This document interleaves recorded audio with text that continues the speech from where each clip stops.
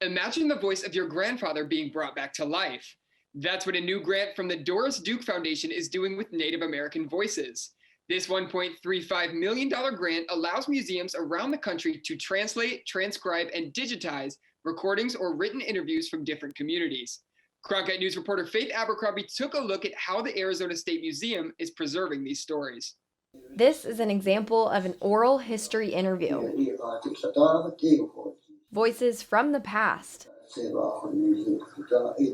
are now bringing context to the future through the Doris Duke Project. The digitization of over 684 interviews at the Arizona State Museum is giving people a chance to hear their ancestors' voice for the first time.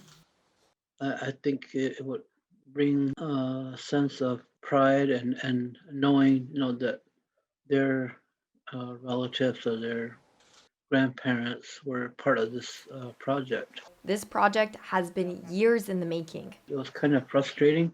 And by years, Doris Duke, the individual, we're talking decades. in 1967 decided to fund a very broad, ambitious Native oral history project. The Tohono O'odham tribe makes up about 1/3 of this collection.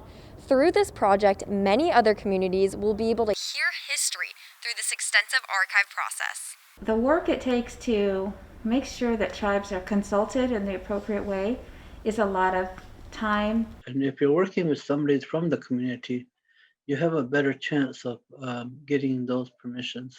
That means for every interview, the museum reaches out to loved ones to ensure the museum receives permission. Our project archivist is going to have to scour this book. Over the course of 50 years, small efforts have been conducted with individual groups to distribute copies of the recordings, to investigate the permissions, but with no dedicated staff, that work has never been completed.